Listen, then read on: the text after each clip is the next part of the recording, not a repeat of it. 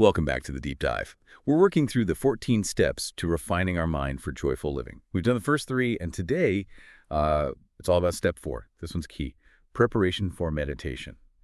And, this isn't just finding 5 minutes. It's about really setting the stage properly for that deeper inner work. Okay, let's get into it. Because the source material is pretty clear. Preparation is a big deal here. It really is. And what's fascinating, I think, is just how specific these guidelines get. It shows that, effective meditation isn't really a casual thing you just jump into. Your environment, your internal state, they're foundational even before you start meditating, aiming for that focus and peace. Right. So let's break it down. First up, time. Source gets really specific here. What does it actually say about when we should meditate and for how long? Yeah, it's quite precise. It suggests meditating at least once a day, but not more than twice, and the duration.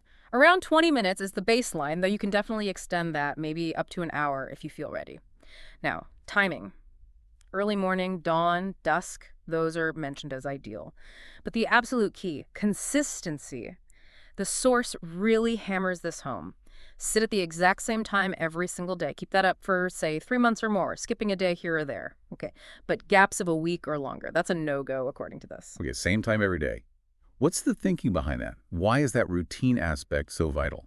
Well, if you think about the bigger picture, that consistency, that routine, it literally builds a kind of mental pathway. You're essentially conditioning your mind, signaling, okay, this time is for going inward. And that habit just makes it easier for the mind to settle down, maybe reduces that initial, mental chatter or resistance. That makes sense. It prepares the mind just by showing up at the same time. Okay, next is place. It needs to be quiet, obviously. But what else? What kind of place does the source recommend? And maybe more interestingly, what places does it say to avoid? Right, so quiet, yes. And solitude is important, minimizing people moving around you. It should also be neat, clean, well-organized. A dedicated prayer room is mentioned as preferable if you have one. But the avoidance part is quite specific. Dining rooms, bedrooms, even offices. Also places like bars, theaters, race courses. Basically places with strong outside associations. Why avoid those everyday places like dining rooms or bedrooms? That's interesting.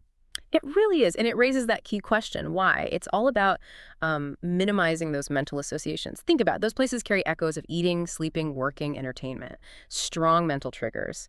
So by avoiding them, you're deliberately choosing a space that helps you look inwards without those mental distractions or reminders. Oh, and the surface should be even flat. Got it. So it's not just quiet. It's neutral territory for the mind. Okay, that leads us to the seat. What about where you actually sit? What are the requirements there? Is it just about being comfy? Comfort is definitely part of it, but so are stability and having your own space. The source advises using your own personal yoga mat or cushion, not sharing. It should be soft, steady, and comfortable. And positioning not right on the cold ground, but also not perched up too high. A normal chair or maybe a firm sofa is okay, but actually a soft mat or even just a folded cloth on the floor is preferred.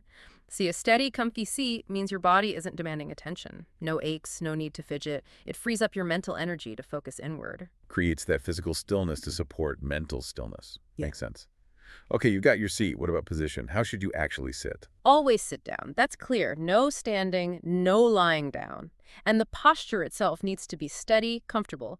Importantly, it shouldn't cause pain or feel like effort. Very relaxed, not strained at all.